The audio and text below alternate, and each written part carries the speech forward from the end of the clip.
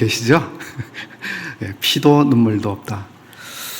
근래 제가 어느 지방에 갑자기 차를 가지고 운전하고 가는 중에 도중에 너무 졸음이 오고 운전하기가 힘들어서 고속도로 휴게소에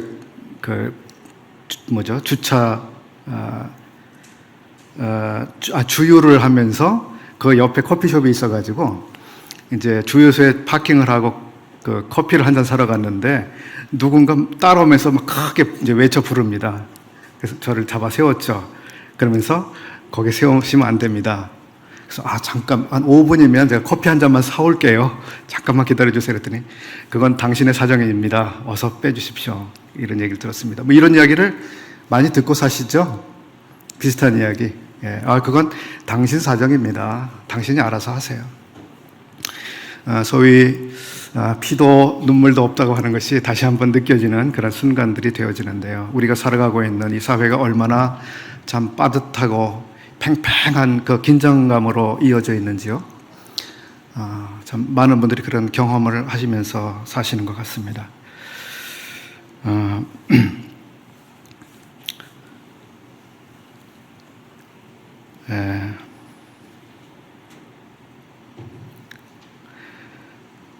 요한복음 11장에서 우리 주님께서 눈물을 흘리셨다고 하는 기록이 있습니다.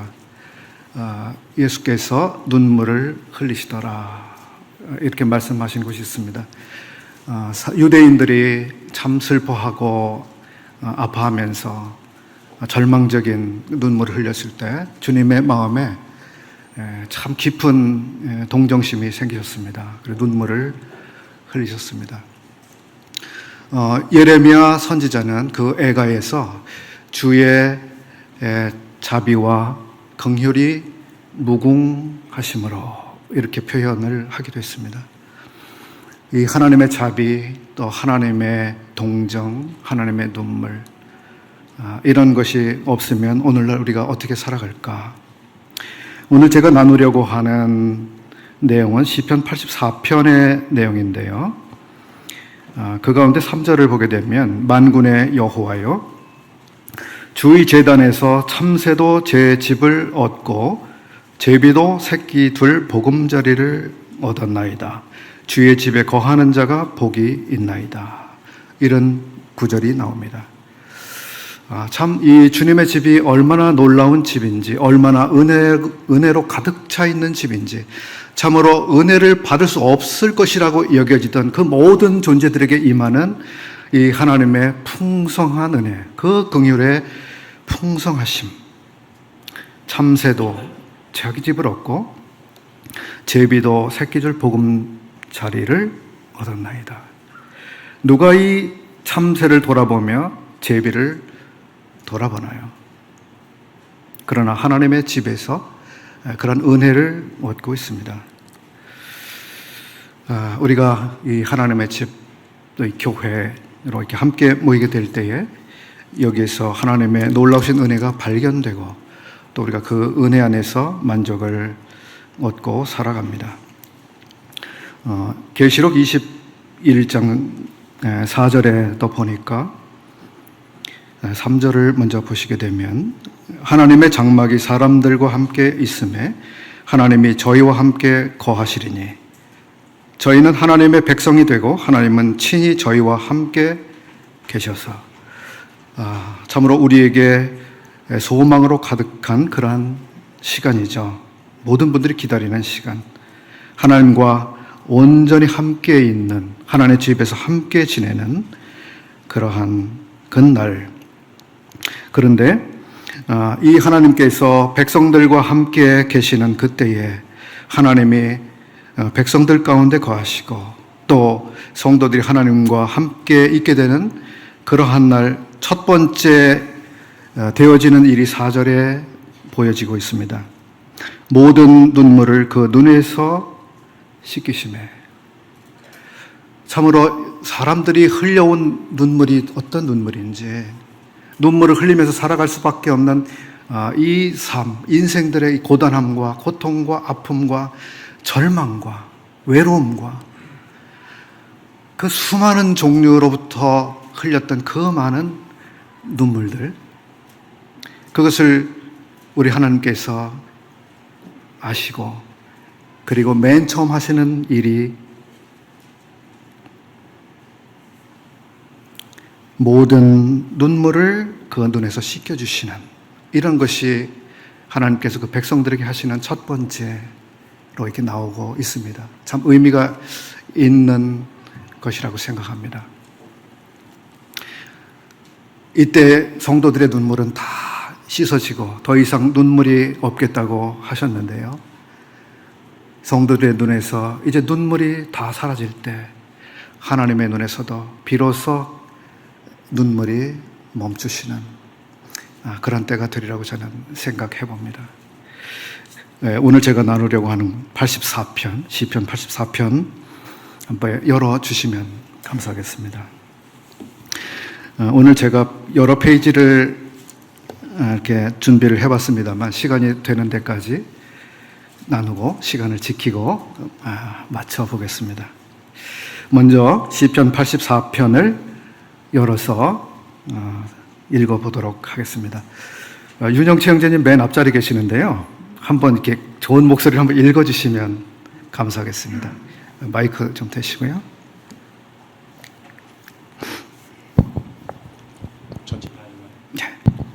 예, 시편 84편입니다. 만군의 여호와여, 주의 장막이여 지글이 사랑스러운지요. 내 영혼이 여호와의 궁정을 사모하여 쇠약하며 내 마음과 육체가 살아계시는 하나님께 부르짖나이다. 나의 왕, 나의 하나님, 만군의 여호와여, 주의 제단에서 참새도 제 집을 얻고 제비도 새끼둘 보금자리를 얻었나이다. 주의 집에 사는 자들은 복이 있나니 그들이 항상 주를 찬송하리이다. 주께 힘을 얻고 그 마음에 시온의 대로가 있는 자는 복이 있나이다. 그들이 눈물 골짜기로 지나갈 때 그곳에 많은 샘이 있을 것이며 이른 비가 복을 채워 주나이다. 그들은 힘을 얻고 더 얻어 나아가 시온에서 하나님 앞에 각기 나타나리이다. 만군의 하나님 여호와여, 내 기도를 들으소서. 야곱의 하나님이여, 귀를 기울이소서. 우리 방패이신 하나님이여, 주께서 기름 부으신 자의 얼굴을 살펴보옵소서. 주의 궁정에서의 한 날이 다른 곳에서의 첫날보다 나은즉 악인의 장막에 사는 것보다 내 하나님의 성전 문지기로 있는 것이 좋사오니 여호와 하나님은 해요 방패이시라. 여호와께서 은혜와 영화를 주시며 정직하게 행하는 자에게 좋은 것을 아끼지 아니할 것임이니이다. 만군의 여호와여, 주께 의지하는 자는 복이 있나이다. 예, 감사합니다. 여러 곳에서 복에 대해서 언급하고 있고요. 복을 노래하고 있습니다. 제가 얼마 전에 다윗 행복을 말하다 그런 주제로 말씀을 나눈 적이 있는데요. 오늘 시편은 표제를 보시게 되면 고라 자손의 시, 영장으로 깃딧에 맞춘 노래, 이렇게 표제가 되어 있습니다. 고라 자손이 복을 노래하다, 이렇게 생각해 볼 수 있겠는데요. 어떤 분이 그렇게 이야기를 했습니다. 시편을 읽을 때 여기 표제들이 나옵니다. 이 표제는 의미 없는 표제가 아니라 우리가 표제를 잘 이해하면 시편이 보인다. 그렇게 어느 주석가가 이야기를 했습니다. 여기에 표제는 고라 자손의 시라고 되어 있습니다. 그리고 영장으로 깃딧에 맞춘 노래, 이렇게 되어 있습니다. 이것이 중요한 단서가 될 수 있습니다. 시편 84편을 이해하고 또 마음에 받아들이시는데 좋은 단초가 되겠습니다.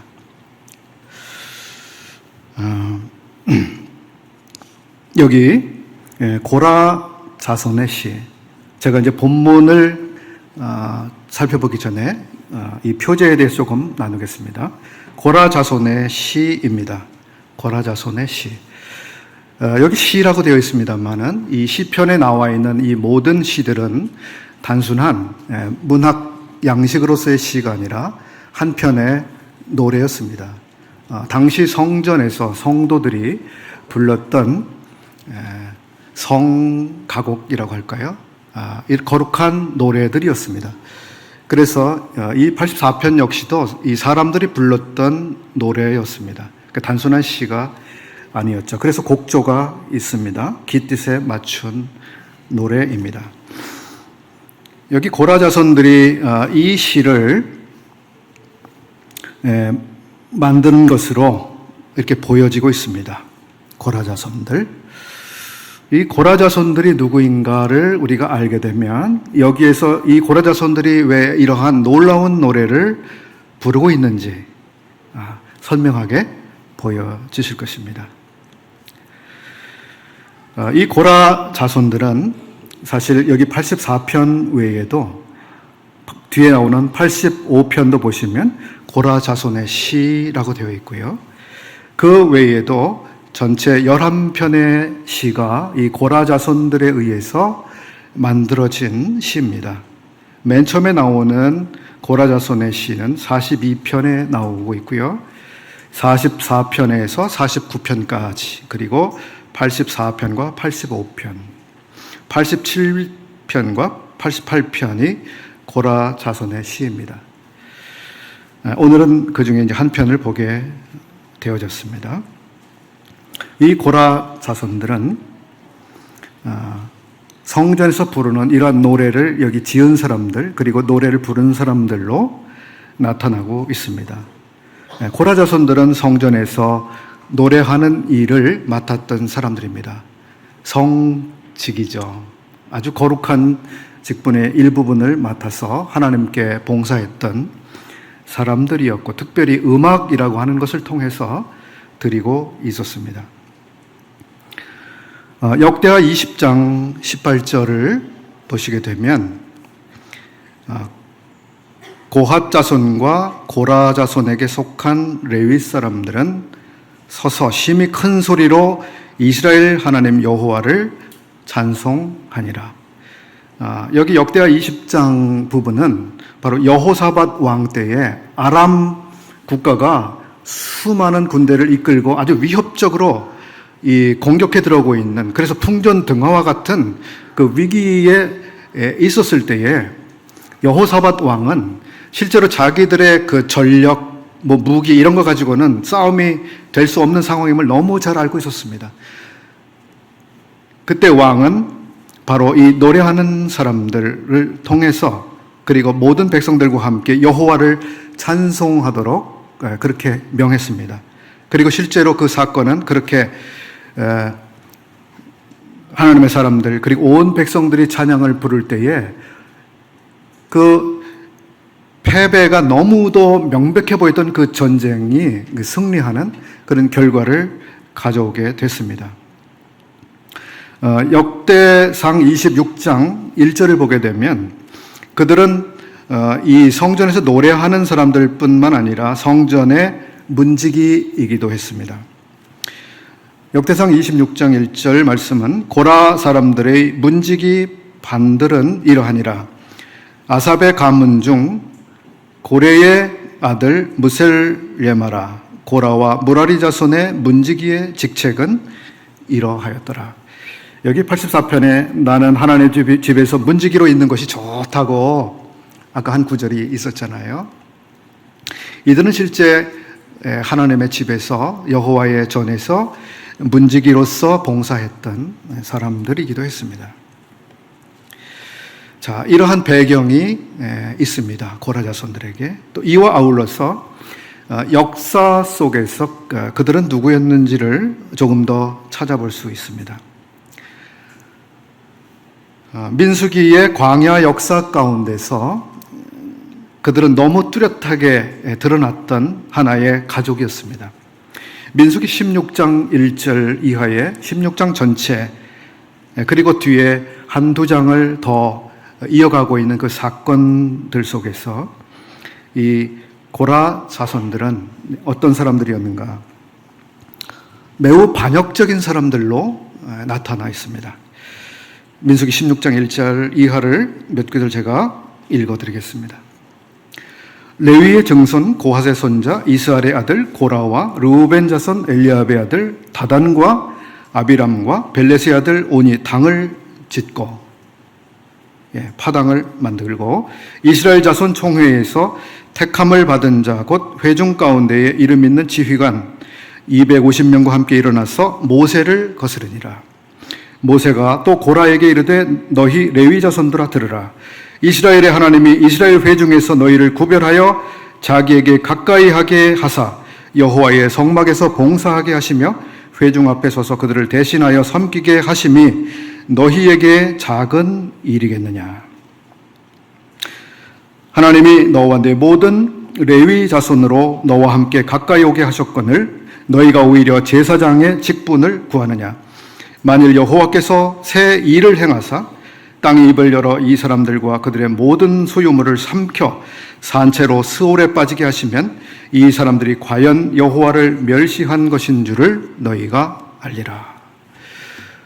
이렇게 해서 실제로 31절을 보시게 되면 그가 이 모든 말을 마치자마자 그들이 섰던 땅바닥이 갈라지니라.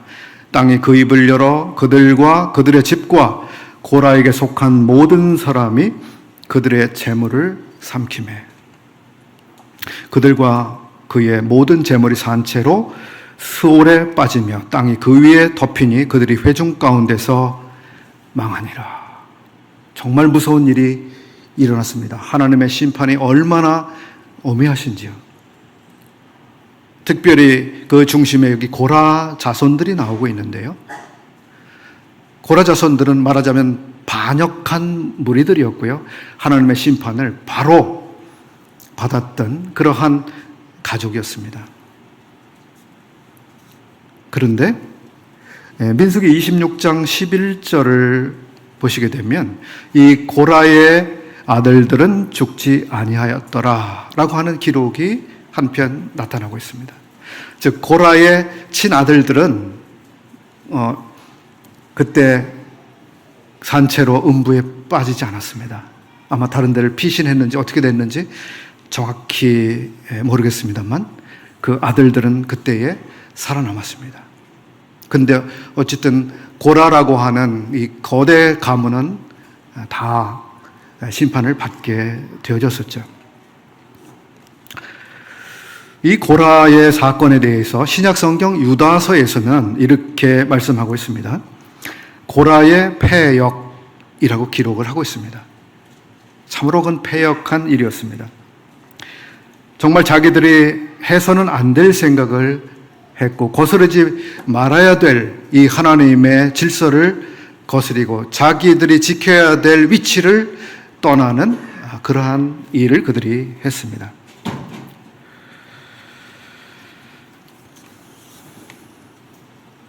저는 이 고라 자손들의 마음속에 역사했던 그러한 정신이 무엇이었을까 생각해 볼 때에 이것은 바로 루시퍼의 영에 의해서 일어난 사건이다 이런 생각을 해봅니다. 루시퍼가 누굽니까? 루시퍼 바로 하나님의 가장 가까운 데서 하나님을 섬겼던 그렇게 부러움을 샀던 천사 루시퍼. 근데 그 루시퍼가 거기에 만족하지 않았습니다. 하나님을 거스리고 당을 만들어서 반역을 하고 그러했던 천사입니다.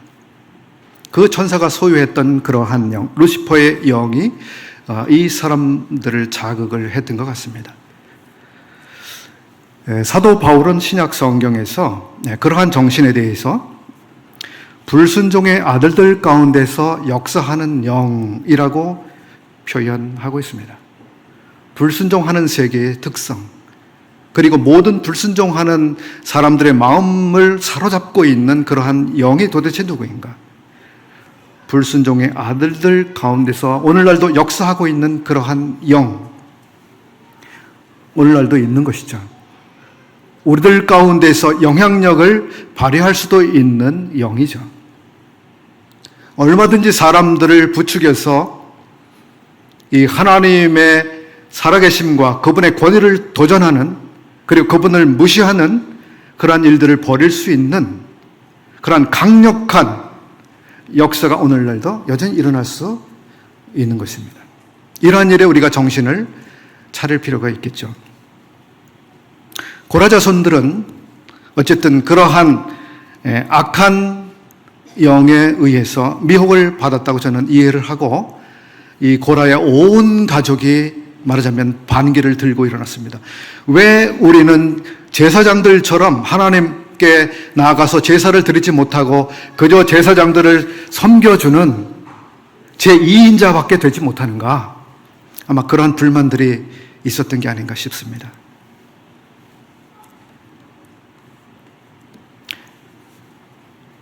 그런데 하나님께서 고라의 그 아들들을 살려 두셨습니다. 그리고 놀라운 사실을 한 가지 보게 되는데요. 사무엘상을 우리가 보시게 되면 거기에 사무엘이라고 하는 사람이 나옵니다. 탁월한 하나님의 종, 뛰어난 이스라엘의 지도자였던 한 사람 사무엘. 그의 부모들은 얼마나 경건한 하나님의 사람들이었습니까? 그런데 그 가문을 역으로 이렇게 거슬러 올라가면 거기에 누가 나오는지 알고 계시는가요? 그들의 조상은 고라입니다. 고라.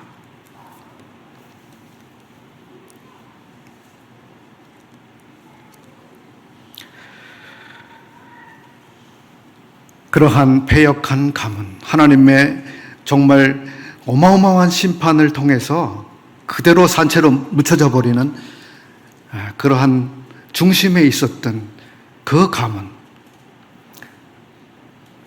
가문이었지만 그 가운데 하나님께서 사무엘이라고 하는 이런 사람을 태어나게 하셨습니다. 그리고 이스라엘을 섬기게 하셨습니다.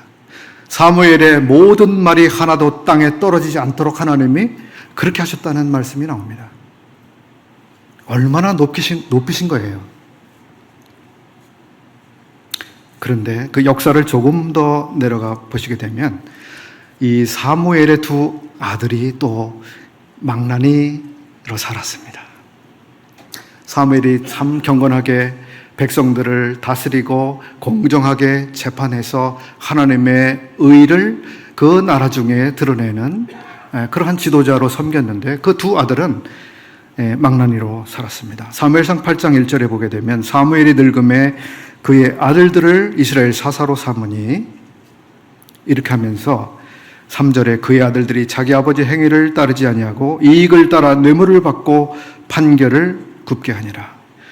이렇게 아들들이 하게 됨으로 인해서 온 이스라엘 사람들은 더 이상 사사를 인정할 수 없다. 우리에게 왕이 있어야만 되겠다라고 하는 그런 생각을 하게 만들었습니다.